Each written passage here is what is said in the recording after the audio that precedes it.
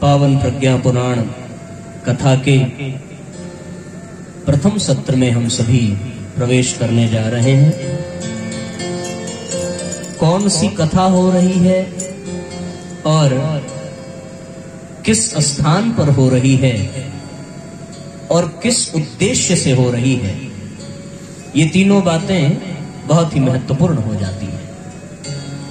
प्रत्यक्ष रूप से हम सब जानते हैं कि प्रज्ञा पुराण कथा हो रही है और उद्देश्य है मनुष्य में देवत्व का उदय और इस धरती पर स्वर्गीय वातावरण का निर्माण हो सके। स्थल है बड़ा ही ऐतिहासिक, जहां पर ज्ञान की चर्चा हुई और उस ज्ञान की चर्चा का परिणाम ये निकला कि मोक्ष की प्राप्ति हुई और मोक्ष की प्राप्ति के पश्चात महाराजा नहुष का उद्धार हुआ। तीनों के तीनों चीजें बड़ी मार्मिक हैं। तीन के ही मिलने से संगम होता है। दुनिया में तीन का बड़ा महत्व है। संरक्षक भी तीन होते हैं, माता पिता गुरु। गुण भी तीन होते हैं, सतोगुण रजोगुण तमोगुण। शक्तियां भी तीन हैं, ब्रह्मा विष्णु महेश। देवता भी तीन हैं, अग्निवायु और जल। इस तरीके से साथियों लोक भी मुख्य रूप से तीन है, धरती आकाश पाताल। और फिर इन तीनों के क्रम को यदि और आगे बढ़ाते चले तो आज कौन सी कथा कौन से स्थान पर और किस उद्देश्य से हो रही है, ये तीनों अपने आप में बड़ा महत्वपूर्ण है। एक एक करके इन तीनों की चर्चा करते चलेंगे। आज के इस प्रथम दिवसीय और प्रथम सत्र के अवसर पर विशेष रूप से इन्हीं बिंदुओं पर हम लोग चर्चा करें। यद्यपि जो जानकारी मिली है वो ये है कि आप पिछले 4-5 वर्षों से प्रज्ञा पुराण कथा सुन रहे हैं। आज छठा है, तो छठवें वर्ष में हम सभी प्रवेश करने जा रहे हैं। पांचवा, छठा या पांचवा? पांडव तो 5 ही यहां आए थे। अच्छा, ये ठीक है। हाँ, तो ये बिल्कुल सही बात है कि जिस कारण ये स्थल ऐतिहासिक बना है उसमें कितनी संख्या थी बताइए? 5 नहीं थी। जिसने प्रश्न पूछा आप उनको तो भूल गए। 5 तो पांडव ही थे और एक कौन थे पूछने वाले, तो हो गए 6। और 6 लोगों की उपस्थिति में ये स्थान जो है ऐतिहासिक बना और हम लोगों का भी ये 6वां साल है। तो कितना सुंदर संयोग है। और ऐसे दिव्य संयोग में हम सब यहाँ पर एकत्रित हुए हैं।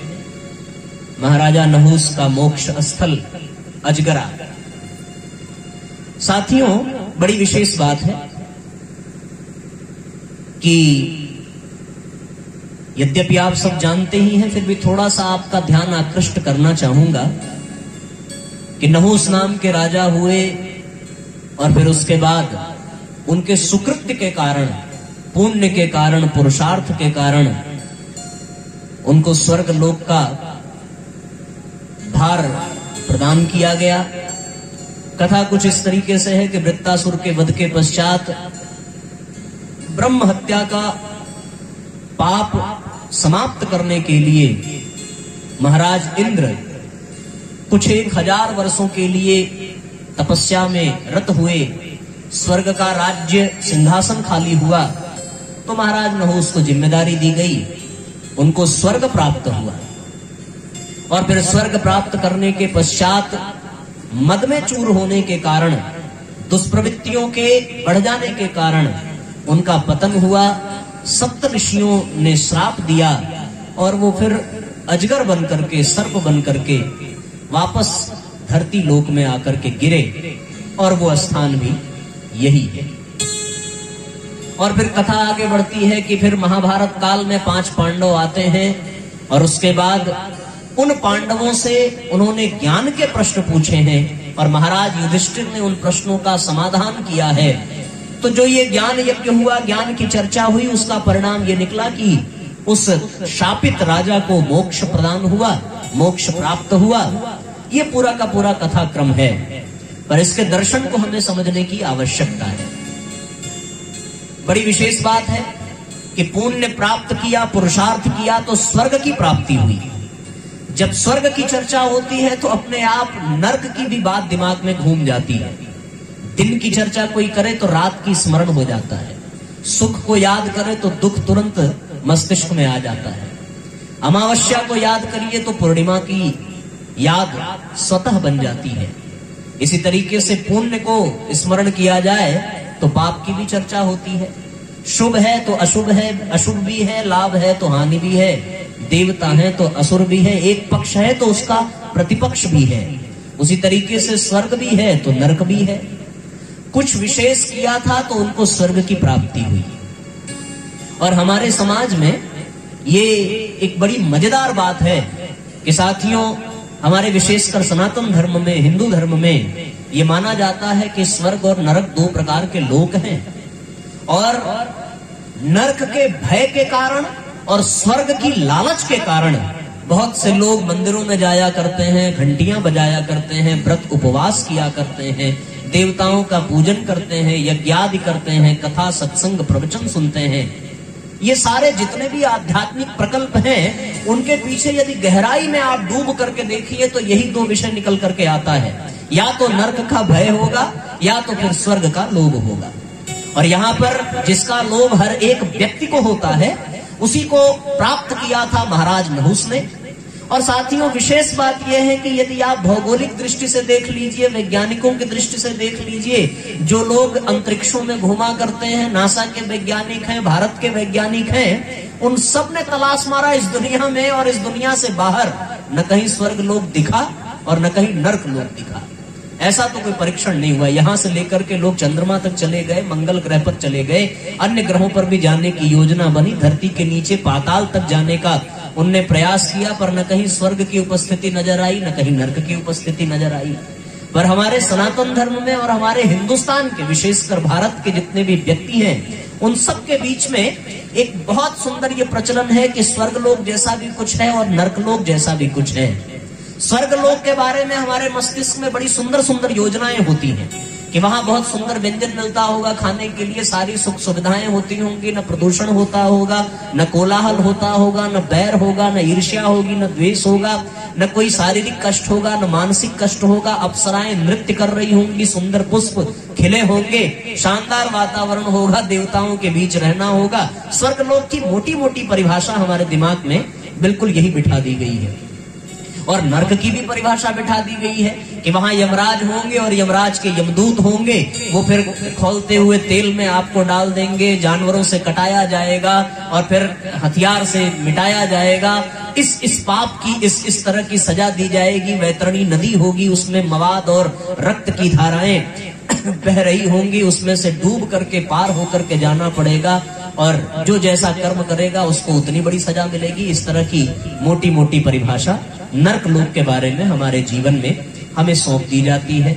और बच्चा जब बड़ा होता है तो वो धीरे धीरे इन्हीं परिभाषाओं को लेकर के अपने जीवन में आगे बढ़ता है, और धीरे धीरे सुनते सुनते, कहते कहते उसकी भी ये मान्यता बन जाती है कि निश्चित रूप से पुण्य किया जाए तो स्वर्ग मिलेगा और पाप किया जाए तो नर्क मिलेगा। तो निश्चित रूप से व्यक्ति करता भी ऐसा ही है। जिनको इससे भय होता है नरक से, वो पुण्य करने का प्रयास करते हैं, और जिनको भय नहीं होता, जो ये कहते हैं कि स्वर्ग नरक जैसा कुछ नहीं है, वो फिर अपना अंधाधुंध करते ही रहते हैं, जो मन करे वो करते हैं। आज हम लोग यहाँ पर एकत्रित हुए हैं पावन प्रज्ञा पुराण कथा के अंतर्गत और परम पूज्य गुरुदेव के दिव्य विचारों को सुनने के लिए। तो फिर स्वर्ग और नर्क के बारे में गुरुजी ने क्या विचार दिए हैं, इसको भी हमें गहराई से समझने की आवश्यकता है। वास्तव में स्वर्ग क्या है, वास्तव में नर्क क्या है, जिसको महाराज नहुस ने प्राप्त किया और फिर अनैतिक विचारों के कारण, दुष्प्रवृत्तियों के कारण उनको उस पद से हटा दिया गया और सर्प की योनि में उनको इस धरती पर गिरा दिया गया। तो वास्तव में ये विचारणीय प्रश्न है कि स्वर्ग वास्तव में है या नहीं है। कुछ लोग तो ये मानते हैं, जो श्रद्धालु हैं, जो भावनाशील हैं, जो संवेदनशील हैं, जो धर्मपरायण हैं, वो ये मानते हैं कि फिर स्वर्ग लोक है, और मृत्यु होने के पश्चात हर व्यक्ति को ये करार दिया जाता है कि ये स्वर्गवासी हो गए। प्रमाण कोई नहीं है कि वो स्वर्ग में ही गए होंगे कि नरक में गए होंगे, पर अपनी श्रद्धा है जो हर व्यक्ति को स्वर्गवासी घोषित कर देती है। वास्तव में विचार करने की बात है। यदि परम पूज्य गुरुदेव के विचारों का सानिध्य प्राप्त करें तो वहां से स्पष्ट रूप से निकल करके आता है कि इस बात का सत्य है कि कोई प्रमाण नहीं मिलता कि वास्तव में कहीं स्वर्ग लोक है अथवा कहीं नरक लोक है। दोनों में इस बात का कोई प्रत्यक्ष प्रमाण नहीं मिलता। फिर भी हमारे सनातन धर्मी, हमारे दर्शन शास्त्र, हमारे पुराण उपनिषद इस बात को प्रमाणित करते हैं कि श्रेष्ठ कर्म करने के कारण स्वर्ग मिलता है और बुरा कर्म करने के कारण नरक मिलता है। ये दोनों बातें व्यक्त की जाती हैं। हमारे ऋषियों महर्षियों ने जो बताया वो गलत तो हो नहीं सकता। यदि हम उसको झूठा साबित कर दें तो फिर भारतीय संस्कृति का आधार ही डोल जाएगा, क्योंकि जो कुछ भी है वो दर्शन शास्त्र, पुराण, उपनिषद और वेदों के आधार पर ही तो टिका हुआ है। और ऋषियों ने इन्हीं का मंथन करके नए नए विचार, नए नए आयाम मनुष्य को प्रदान किए। और पूरा का पूरा उद्देश्य यही था कि यहाँ जन्म लेने वाले हर एक व्यक्ति को अंततः स्वर्ग की प्राप्ति हो, अंततः वह उस दिव्य लाभ को प्राप्त कर सके जहाँ पर देवता रहते हैं, देव शक्तियों का निवास है। ऐसी स्थिति में साथियों ये स्वर्ग नरक की बात तो सामने आनी ही है और आती भी है। विचार करने की बात है। परम पूज्य गुरुदेव ने लिखा है कि वास्तव में यदि आप गहराई से समझें तो फिर जिनके भीतर जितनी अधिक मात्रा में सत्प्रवृत्तियां होती हैं वो उतनी ही अधिक मात्रा में स्वर्ग का लाभ प्राप्त करते हैं, और जिनके भीतर जितनी अधिक मात्रा में दुष्प्रवृत्तियां होती हैं उनको उतनी ही अधिक मात्रा में पाप और नरक प्राप्त होता है। ये परिभाषा निकल करके आती है। एक बड़ी सुंदर सी कथा है साथियों, आप इसको गहराई से समझें। एक बार स्वर्ग के राजा देवता ही होते हैं और नरक के राजा यमराज होते हैं। तो स्वर्ग के राजा और नरक के राजा दोनों आपस में बैठ करके बातचीत कर रहे थे। स्वर्ग के राजा भी वहां बैठे थे, धर्मराज, और नरक के भी राजा बैठे थे, नरक के यमराज। दोनों ने अपनी अपनी व्यथा सुनाई। जो स्वर्ग के थे उन्होंने अपनी बात कही और जो यमराज थे उन्होंने अपनी बात कही। उन्होंने कहा कि हमें बड़ी समस्या होती है नरक को संभालने में। नरक का राज्य मिल तो गया है पर नरक को संभालने में बड़ी दिक्कत होती है, क्योंकि वहां पर सारे पापी ही जाते हैं, सारे निकृष्ट स्तर के व्यक्ति जाते हैं, सारे वही लोग जाते हैं जो उत्पात मचाते हो, जो अहंकारी हो, जिनके भीतर बुराइयां भरी हो, जो असुर प्रवृत्ति के हो। और ऐसे लोगों के बीच में वो नरक का राजा हैरान हो जाता है। तो वो स्वर्ग के राजा से कहने लगा कि भैया नरक का राज मिल तो गया पर वहां स्थिति बड़ी खराब है। मैं कितना भी अनुशासन लगा लूं, 1-2 मिनट तो सब कायदे से रहते हैं और फिर जितने पापी हैं वो अपनी आदत से बाज आते नहीं, उत्पात मचाने लगते हैं। नरक को नरक बना दिया है, ऐसा उन्होंने कहा और अपनी व्यथा स्वर्ग के राजा के सामने गा दी। उन्होंने कहा भाई क्या करोगे, भगवान की व्यवस्था है, संभालना तो पड़ेगा ही। ये तो हमारा सौभाग्य है कि हमें स्वर्ग का राज्य मिला। यहाँ तो सब बड़े कायदे से रहते हैं, किसी को कुछ कहना नहीं पड़ता, कोई अनुशासन नहीं है, कोई दिक्कत नहीं है। अब जहाँ चोर ही ना हो वहां पुलिस की क्या आवश्यकता है? भाई पुलिस है इसलिए क्योंकि चोर हैं। अब ये प्रश्न उठता है कि पहले चोर हुए कि पहले पुलिस हुए? तो निकल करके तो यही आता है कि पहले चोरी हुई तब तो पुलिस की आवश्यकता पड़ी। तो स्वर्ग लोक में है तो देवता, पर वहां के किसी विशेष अनुशासन की आवश्यकता नहीं है, क्योंकि वहां सब अच्छे ही जाते हैं। और नरक लोक में कितनी भी सुंदर व्यवस्था हो, कितना भी अनुशासन हो, वो जाते ही वही लोग हैं जो अनुशासन तोड़ते हैं। उनको उसी लिए भेजा ही जाता है वहां पर। वो अपनी व्यथा गा करके गए। उधर से नारद जी गुजरे और नारद जी ने दोनों की बात सुनी। नारद जी ने उनको एक उपाय बताया कि भैया जो नरक लोक के हैं, आप एक काम करना कि जब वो उत्पात मचावे तो उनसे एक ही बात कहना कि वो दोनों हाथ ऊपर उठा करके भगवान के नाम का संकीर्तन करें जोर जोर से। और जैसे ही वो भगवान के नाम का संकीर्तन करेंगे वैसे ही वो नरक से स्वर्ग में आ जाएंगे और पूरा नरक खाली हो जाएगा। तुम ऐश करना और यहाँ जो स्वर्ग वाले हैं वो परेशान हो जाएंगे। नारद जी की बात मान ली गई। अब वहां उन लोगों ने उत्पात मचाना शुरू किया, अनुशासन तोड़ना शुरू किया। इधर से इन्होंने कह दिया कि भाई हाथ ऊपर करके सारे के सारे लोग हरि नाम संकीर्तन करें, भगवान के नाम का गान करें। आइए हम लोग भी थोड़ी देर भगवान के नाम का संकीर्तन कर लेते हैं साथ साथ। पर ये न समझना कि आप नरक के वासी हैं।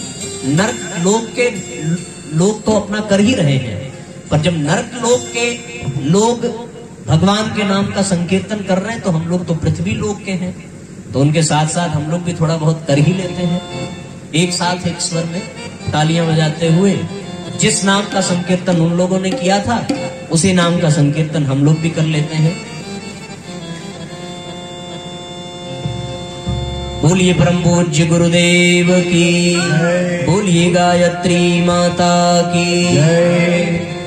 नारायण श्रीमन नारायण, श्रीमन नारायण नारायण नारायण, श्रीमन नारायण श्रीमन नारायण, भजमन नारायण नारायण नारायण, श्रीमन नारायण भजमन नारायण, श्रीमन नारायण नारायण, श्रीमन नारायण भजमन नारायण, श्रीमन नारायण नारायण नारायण, लक्ष्मी नारायण नारायण नारायण, लक्ष्मी नारायण नारायण नारायण, भजमन नारायण नारायण नारायण, भजमन नारायण नारायण नारायण, श्रीमन नारायण लक्ष्मी नारायण, भजमन नारायण नारायण नारायण, श्रीमन नारायण लक्ष्मी नारायण, भजमन नारायण नारायण नारायण, लक्ष्मी नारायण नारायण नारायण, लक्ष्मी नारायण नारायण नारायण, भजमन नारायण नारायण नारायण, भजमन नारायण नारायण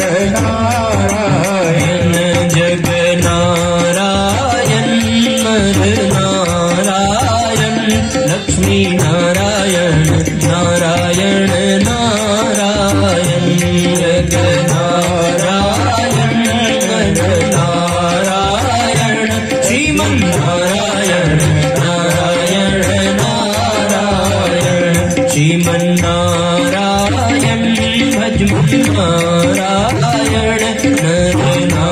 नर नारायण नारायण नारायण, लक्ष्मी नारायण नारायण नारायण, लक्ष्मी एक साथ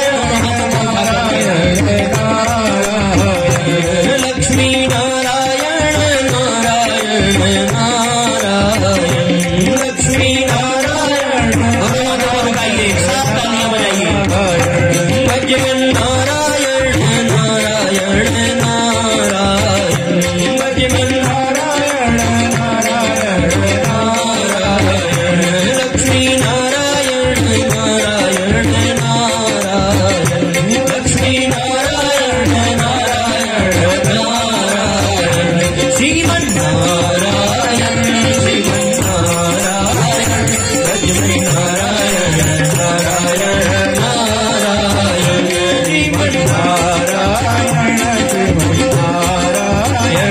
लक्ष्मी नारायण नारायण नारायण, लक्ष्मी नारायण नारायण नारायण, लक्ष्मी नारायण ये साथ तालियां बजाते हैं, लक्ष्मी नारायण नारायण नारायण, लक्ष्मी नारायण नारायण नारायण, भजमन नारायण नारायण नारायण, भजमन नारायण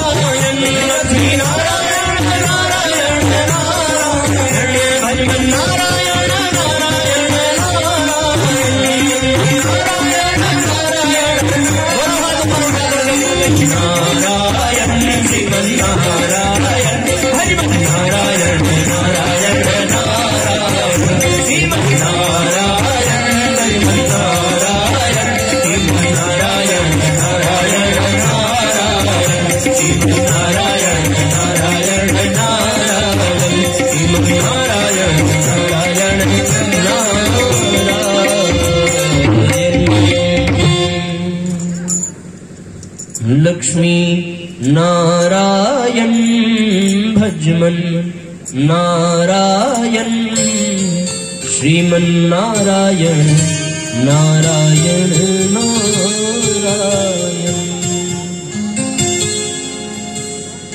तो नरकलोक के जितने भी वासी थे वो भगवान के नाम का संकीर्तन करने लगे, और जैसे ही भगवान के नाम का संकीर्तन किया वैसे ही बैकुंठ से यान आया और उठा उठा करके नरक लोगों को ले जाकर के कहां पहुंचा दिया?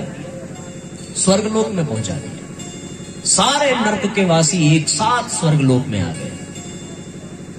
नरक में कोई बचा ही नहीं सिवाय एक आदमी के। एक आदमी रह गया। ऐसा नहीं है कि उसने संकीर्तन नहीं किया था, लेकिन फिर भी वो एक आदमी बच गया, बाकी सारे नरक में चले गए। लेकिन अब थे तो वो नरक के ही, स्वर्ग के तो थे नहीं। और नरक के थे तो गंदी प्रवृत्ति के थे, बुरे विचारों के थे, अनुशासनहीन व्यक्ति, उत्पात मचाने वाले। वो जैसे नरक में रहते थे वैसे ही स्वर्ग में जाकर के उन्होंने उत्पात मचाना प्रारंभ किया। अनुशासन तोड़ा, काम, क्रोध, लोभ, मोह, ईर्ष्या, द्वेष, जितना नरक में था वो सब जाकर के वहां करने लगे। चारों तरफ हाहाकार मच गया।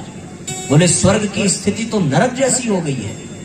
भगवान ने एक अनुशासन दिया, जब सारे नरक के यहीं आ गए हैं और यहाँ आकर भी स्वर्ग के अनुशासन का पालन नहीं कर रहे हैं, तो एक काम करो, स्वर्ग के सामने जो स्वर्ग लोक का बोर्ड लगा है उसको हटा करके नरक लोक लिख दो और नरक को स्वर्ग बना दो। ये नरक में ही रहने लायक है। मजे की बात यह है कि उस एक व्यक्ति से पूछा गया कि भैया तुम यहां से क्यों नहीं गए, और अब तुम यहां हो तो ये तो स्वर्ग बन गया। उसने कहा मैं इसलिए नहीं गया कि जीवन भर पाप किया हो और 2 मिनट भगवान के नाम का संकीर्तन करने से वास्तव में स्वर्ग मिलता तो मैं जरूर कर लेता। वे तो इसी अभिलाषा से गए थे कि स्वर्ग मिलेगा, पर जहां वो गए वहां खुद जाकर के नरक बना दिया। और मैं यहाँ अकेले हूँ, अब यहाँ कोई नहीं है सिवाय मेरे, और मैं स्वर्ग का आनंद ले रहा हूँ, क्योंकि यहाँ न कोई उत्पात मचाने वाला है, यहाँ न कोई अनुशासन तोड़ने वाला है, सब के सब आनंद में है। कहने का तात्पर्य ये है साथियों कि क्या हो गया वास्तव में, देखो यार, हेलो, आवाज ही नहीं आ रही।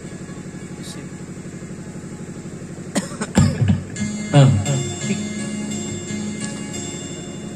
तो मैं यही निवेदन कर रहा था कि वास्तविकता ये है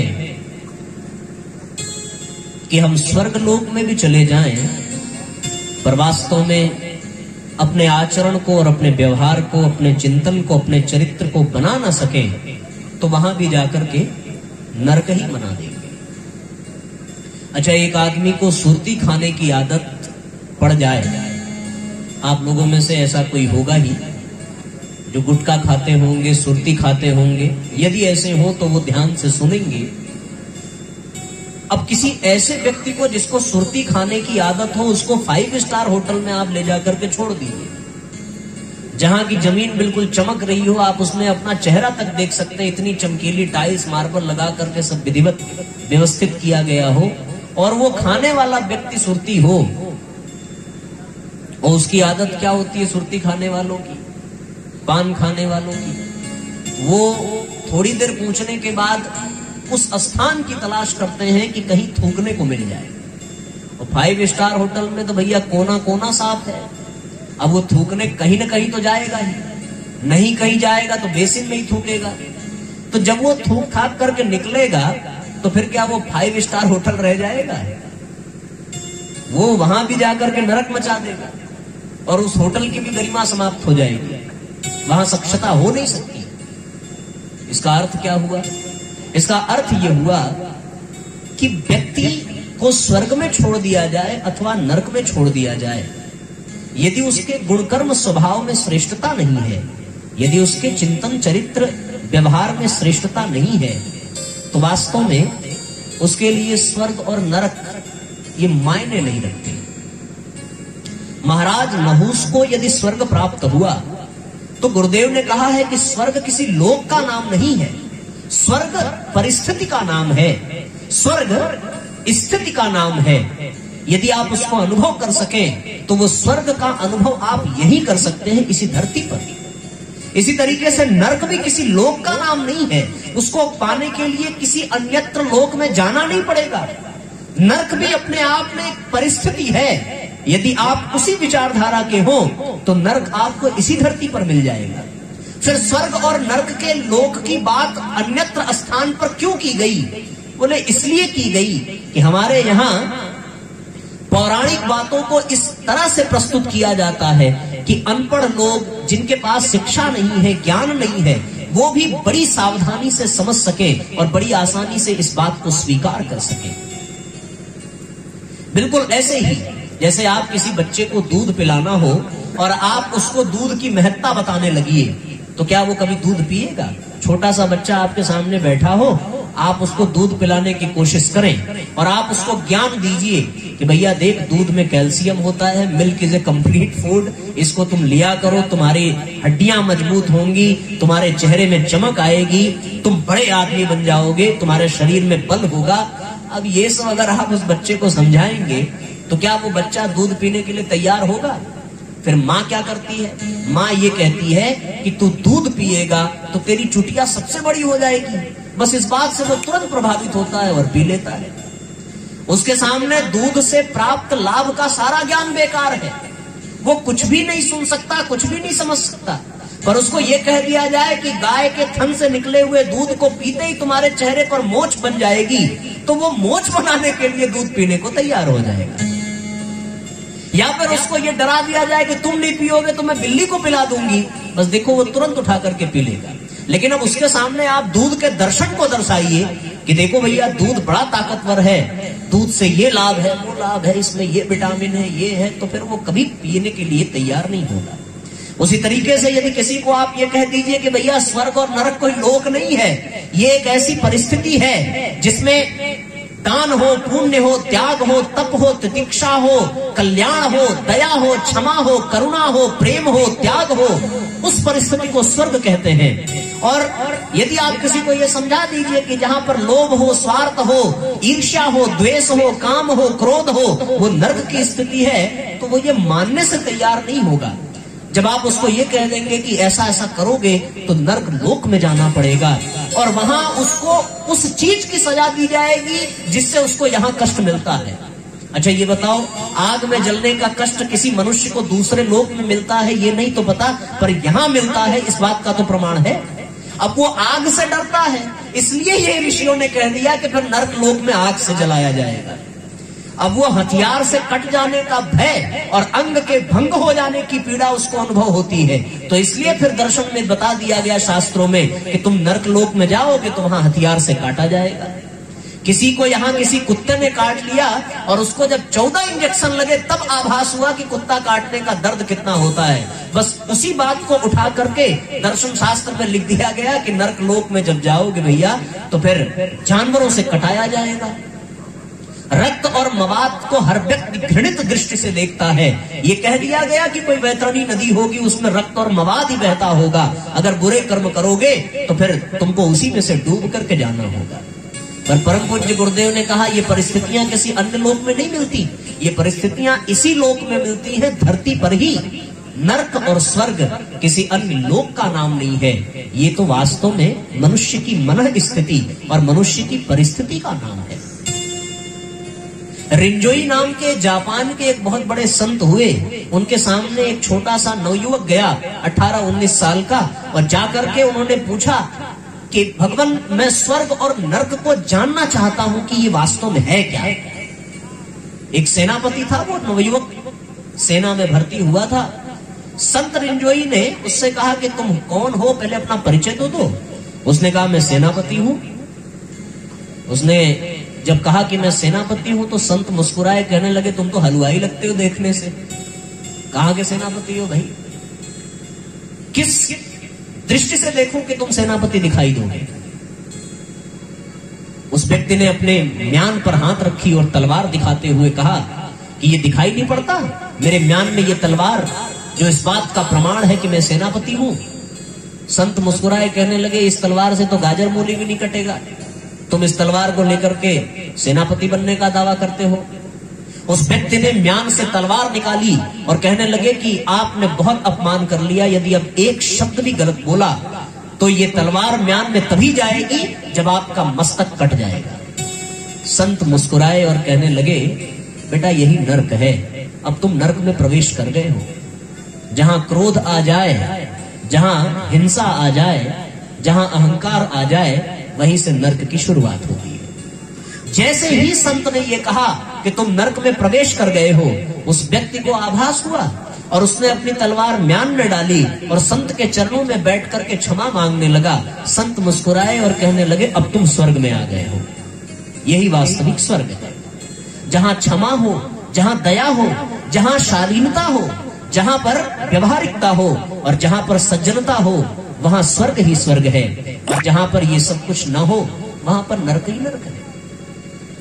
तो महाराज नहुस को यदि स्वर्ग प्राप्त हुआ तो इसका अर्थ ये बिल्कुल न समझे कि वो किसी अन्य लोक में गए होंगे और वहां जाकर के उन्होंने कोई राजगद्दी पाई होगी। वास्तविकता तो ये है कि राजा वो होता है जो समाज का नेतृत्व करे, और नेतृत्व करने वाले को ऊंचा आसन दिया जाता है। जैसे परम पूज्य गुरुदेव की प्रेरणा और उनकी इच्छा से इस समय आप सबका नेतृत्व हम कर रहे हैं, जबकि उम्र में आपसे बहुत छोटे हैं, लेकिन ये स्थिति ऐसी है कि नेतृत्व करने का सौभाग्य हमें मिला है और आप सब अनुसरण कर रहे हैं। तो फिर हम जो भी कह रहे हैं वो आप बड़ी प्रेम पूर्वक मान रहे हैं। हमारे नीरज भैया एक एक बात मैं बताते जा रहा हूं और वो स्वीकार करते जा रहे हैं। तो ये नेतृत्व करने का इसलिए अवसर मिल गया क्योंकि हमने परम पूज्य गुरुदेव के अनुशासन का पालन किया, उनके पद चिन्हों पर चलने का प्रयत्न किया। उसी तरीके से समाज का नेतृत्व और देवत्व का नेतृत्व महाराज नहुस को मिल गया उनके दैवीय गुणों के कारण। और जैसे ही दैवीय गुण समाप्त हुए वैसे ही उनको पुनः इस धरती पर धकेल दिया गया, ये कह करके कि आपका पुण्य समाप्त हो गया है। तो वास्तव में साथियों, स्वर्ग और नर्क ये अपने आप में परिस्थिति है, मन स्थिति है।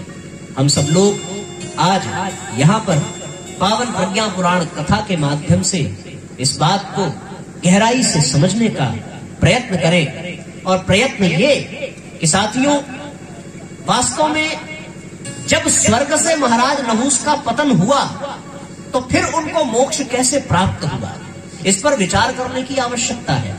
और कितना सुंदर संकेत है कि उन्होंने ज्ञान यज्ञ किया और ऐसे ऐसे दिव्य प्रश्न पूछे और उन प्रश्नों का उन्होंने उत्तर महाराज युधिष्ठिर से प्राप्त किया। और जब वह दिव्य ज्ञान उनको प्राप्त हुआ तब जाकर के उनको मोक्ष मिला और स्वर्ग से भी ऊंचा स्थान प्राप्त किया। अब कौन से प्रश्न पूछे, क्या प्रश्न किया, ये सब आप लोग चूंकि यही के हैं तो जानते होंगे। हमने तो ये भी सुना है कि यहाँ पर संग्रहालय में उन प्रश्नों को लिपिबद्ध करके रखा भी गया है, तो आप उनको पढ़ते भी होंगे और उनके उत्तर भी दिए गए होंगे। और नहीं दिया गया होगा तो फिर विस्तार से उसकी चर्चा अगले सत्रों में करेंगे। पर संकेत इतना बर है कि जब उनको ज्ञान का सानिध्य प्राप्त हुआ तो स्वर्ग से पतित महाराज नहुस को पुनः मोक्ष की प्राप्ति हुई। और साथियों, ज्ञान की प्राप्ति का सर्वश्रेष्ठ माध्यम केवल और केवल दो है, या तो सत्संग या तो स्वाध्याय।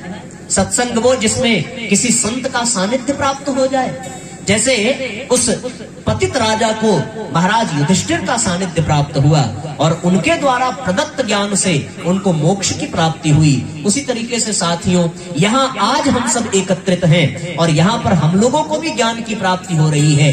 पर संत कौन है? परम पूज्य गुरुदेव, और परम पूज्य गुरुदेव द्वारा लिपिबद्ध की गई, उनके द्वारा प्रदान की गई यह पावन प्रज्ञा पुराण कथा, इसको आधार बना करके हम लोग उसी दिव्य ज्ञान की चर्चा करेंगे जिस ज्ञान की चर्चा करने से महाराज नहुस को मोक्ष की प्राप्ति हुई और पुनः उनको स्वर्ग से भी ऊंचा आसन प्राप्त हुआ। तो हम इस पौराणिक कथा के इस सुंदर संकेत को समझने का प्रयत्न करें। और संकेत यही है कि जब व्यक्ति के भीतर दैवीय गुण बढ़ता है, श्रेष्ठता बढ़ती है, तो उसे स्वर्ग की प्राप्ति अर्थात स्वर्गीय वातावरण प्राप्त होता है। अच्छा, आप कल्पना करके देखो कि स्वर्गीय वातावरण कितना अच्छा है, और वो स्वर्गीय वातावरण कहीं किसी लोक में न यही बल्कि धरती पर अनुभव होता है। कब? स्वर्गीय वातावरण वहां अनुभव होता है जहां भरत और राम जैसा भाइयों में प्रेम होता है। स्वर्गीय वातावरण वहां पैदा होता है जहां सुदामा और कृष्ण जैसी मित्रता होती है। स्वर्गीय वातावरण वहां पैदा होता है जहां सत्यवान और सावित्री जैसे पति पत्नी होते हैं। स्वर्गीय वातावरण वहां पैदा होता है जहां महाराज दशरथ जैसा पिता और राम जैसा पुत्र होता है। स्वर्गीय वातावरण वहां उत्पन्न होता है जहां मर्यादा पुरुषोत्तम राम विद्यमान हो और उनके सामने सुग्रीव, हनुमान आदि सेवक और मित्र हो। स्वर्गीय वातावरण वहां पैदा होता है। ऐसी स्थिति में साथियों, हम सब पावन प्रज्ञा पुराण कथा के माध्यम से परम पूज्य गुरुदेव के दिव्य विचारों को अपने भीतर ग्रहण करें और उन दिव्य विचारों के माध्यम से हम अपने ज्ञान के स्तर को बढ़ावें और उस प्राप्त ज्ञान को अपने अनुशासन में, अपने आचरण में ढालें। और आचरण में ढाल करके जब हम अपने जीवन में आगे बढ़ेंगे तो उस ज्ञान के कारण ही हमें स्वर्गीय अनुभूति होगी। इसमें कोई दो राय नहीं है। परम पूज्य गुरुदेव का उद्घोष है कि यदि स्वर्ग कहीं अन्यत्र होगा तो उसको इस धरती पर ले आएंगे और इस धरती पर स्वर्गीय वातावरण बनाएंगे। किसके आधार पर? मनुष्य में देवत्व को जागृत करके। देवत्व क्या है? सद्गुण है, सत्प्रवृत्तियां हैं, सदाचरण है, सच्चिंतन है, सद्ज्ञान है, सच्चरित्र है। यही तो सद्गुण की पहचान है, यही तो देवत्व की पहचान है। और ये जिसके भीतर आ जाती है वही व्यक्ति देवता बन जाता है। जब भगवान राम और कृष्ण इस दुनिया में आए होंगे तो बहुत कम लोग जानते होंगे कि वो भगवान हैं। उनके भी दो हाथ, उनके भी दो पैर, उनकी भी दो आंखें, उनके भी दो कान। जैसे आप और हम हैं वैसे ही वो भी रहे होंगे। लेकिन उन्होंने अपने गुणों के कारण, अपने आचरण के कारण, अपने चिंतन के कारण इस समाज में भगवान की प्रतिष्ठा प्राप्त की। जब परम पूज्य गुरुदेव इस दुनिया में आए तो उनको भी कोई साधारण सा बालक ही समझा होगा लोगों ने, पर उनके दिव्य ज्ञान और दिव्य तपस्या के कारण आज हम सब उनके चरण वंदना करते हैं और उनको अपना आराध्य समझते हैं। जब इस दुनिया में नरेंद्र नाम का कोई बालक आया होगा जो बंदरों से डरता है, कौन जानता था कि वो विवेकानंद बनेगा? पर गुरु की कृपा और सद्ज्ञान का लाभ प्राप्त कर लेने के पश्चात वो एक महापुरुष बने और दुनिया उनके सामने नतमस्तक हुई, केवल और केवल उनके दैवीय गुणों के कारण और फिर उनके देवत्व के कारण इस धरती पर स्वर्गीय वातावरण बना। इसलिए साथियों, सब मिलाकर के बात इतनी है कि हम सब भी स्वर्गीय वातावरण को प्राप्त कर सकते हैं। पर कैसे? अपने ज्ञान के स्तर को बढ़ा करके, अपनी प्रज्ञा को जागृत करके, अपने चिंतन, चरित्र, व्यवहार को बदल करके, अपने गुण, कर्म, स्वभाव को श्रेष्ठ बना करके। और इसी आधार पर परम पूज्य गुरुदेव ने उद्घोष किया। क्या किया? ऐ धरती के रहने वालों, धरती को स्वर्ग बनाना है। किस आधार पर? प्रज्ञा जागृत करके, दैवीय वातावरण प्रदान करके। कैसे? ज्ञान के स्तर को बढ़ा करके। और ये कैसे होगा? पावन प्रज्ञा पुराण कथा के सानिध्य में होगा, परम पूज्य गुरुदेव के दिव्य विचारों से होगा। जिसको आप 5-6 वर्षों से सुनते आ रहे हैं। और आज पुनः उसी प्रज्ञा पुराण के सानिध्य में हम सब इस पंडाल में ही स्वर्गीय वातावरण को अनुभव करें और अनुभव करते हुए एक साथ इस गीत को दोहराते हुए, तालियां बजाते हुए गुनगुनाते चलेंगे। ऐ धरती के रहने वालों, धरती को स्वर्ग बनाना है। ऐ धरती के रहने वालों, धरती को स्वर्ग बनाना है। ऐ स्वर्ग कहीं यदि ऊपर तो, है स्वर्ग कहीं यदि ऊपर तो, उसको इस भू पर लाना है। ऐ धरती के रहने वालों, धरती को स्वर्ग बनाना है। धरती को स्वर्ग बनाना है। धरती को एक साथ तालियां बजाते हैं, एक साथ गुनगुनाते चलिए।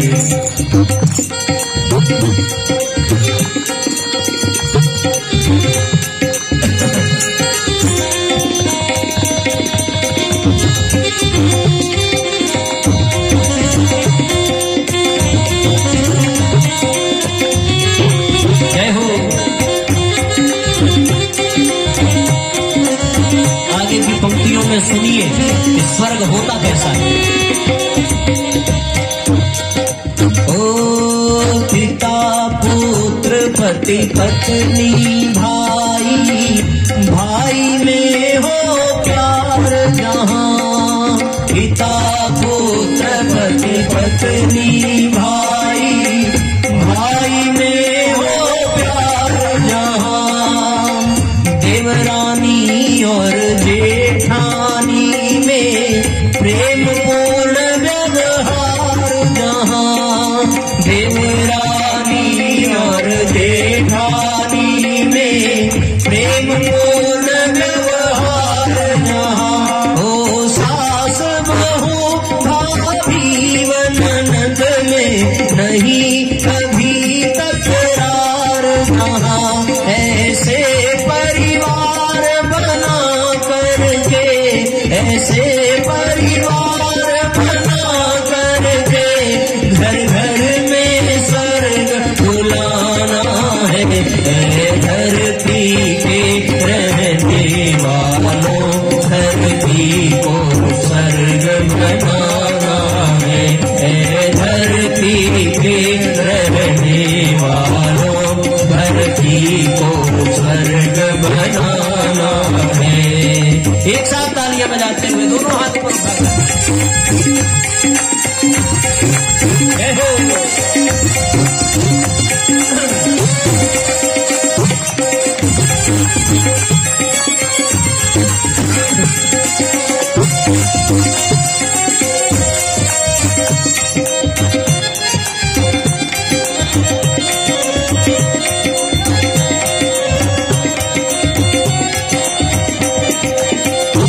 ये तो परिवार की बात थी। जिस परिवार में देवरानियां जेठानियां, पिता पुत्र पति पत्नी आपस में प्यार से रहें, वही परिवार धरती का स्वर्ग है। और परिवार के साथ साथ आगे पूज्य गुरुदेव कहते हैं, ओ चिंताएं तज कर लाभ हानि, सब में प्रसन्न रहना सीखो। चिंताएं तज कर लाभ हानि, सब में प्रसन्न रहना सीखो। दुख व्यथा व्यग्न बाधा संकट, सबको हंस हंस सहना सीखो। दुख व्यथा व्यग्न बाधा संकट, सबको हंस हंस सहना सीखो। ईर्ष्या द्वेष को छोड़ प्रेम की धारा में बहना सीखो। रोने धोने को छोड़ मधुर संगीत सदा ही गाना है। धरती के रहने वालों, धरती को स्वर्ग बनाना है। धरती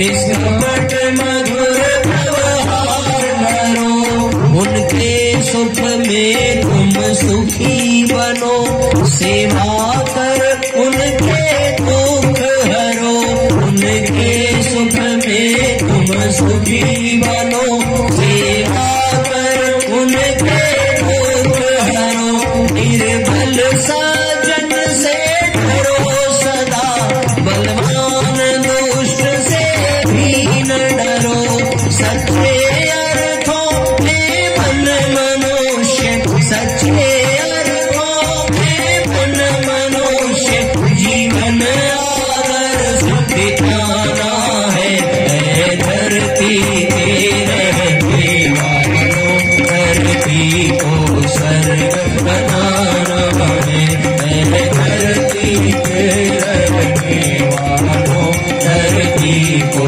स्वर्ग बनाना है। एक साथ तालियां बजाइए, दोनों हाथों पर उठा करके भावपूर्वक तालियां बजाते हुए गीत की एक एक पंक्तियों को समझिए। जहाँ पड़ोसियों का पड़ोसियों से प्रेम हो, स्वर्ग वही है। जहाँ परिवार में एक दूसरे के प्रति सम्मान हो, स्वर्ग भैया वही है। जहाँ निर्बल सज्जनों से डर हो और दुष्टों का विरोध हो, स्वर्ग वही है। जहाँ दूसरों के सुख में सुखी हो और दूसरों के दुख से दुखी हो, स्वर्ग वही है और स्वर्ग अन्यत्र कहीं नहीं है। आगे लिखते हैं, भावपूर्वक तालियां बजाते हुए गुनगुनाते रहिए। जय हो, दोनों हाथों पर उठा करके जय घोष करेंगे।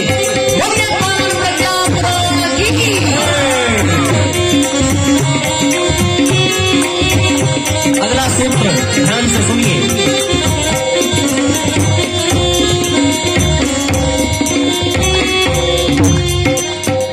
जिस ग्राम नगर में वास करो, उसको आदर्श बनाओ तुम। जिस ग्राम नगर में वास करो, उसको आदर्श बनाओ तुम। दुर्गंध गंदगी दूर हटा, विद्या घर घर फैलाओ तुम। दुर्गंध गंदगी दूर हटा, विद्या घर घर फैलाओ तुम। कर दूर रूढ़ियां कुरीतियां, जग में नवज्योति जगाओ तुम। अज्ञान हटा कर इस जग का, अज्ञान हटा कर इस जग का, फिर से आलोक जगाना है। धरती के रहने वालों, धरती को स्वर्ग बनाना है। एक साथ तालियां बजाते हैं, दोनों हाथों पर उठा करके। धरती को स्वर्ग बनाना है स्वर्ग कहीं अति ऊपर तो, है स्वर्ग कहीं अति ऊपर तो, उसको इस भूपर लाना है। धरती के रहने वालों, धरती को एक साथ दोहराते हुए। धरती के रहने वालों, धरती को स्वर्ग बनाना है। धरती के रहने वालों, धरती को स्वर्ग बनाना। यह आशा का संदेश तुम्हें, यह आशा का संदेश तुम्हें भूमंडल पर फैलाना है। धरती के रहने वालों, धरती को स्वर्ग बनाना है। रोने धोने को छोड़ मधुर, रोने धोने को छोड़ मधुर, संगीत सदा ही गाना है। धरती के रहने वालों, धरती को स्वर्ग बनाना है। धरती के रहने वालों, धरती को स्वर्ग बनाना है। ज्ञान हटा कर इस जग का,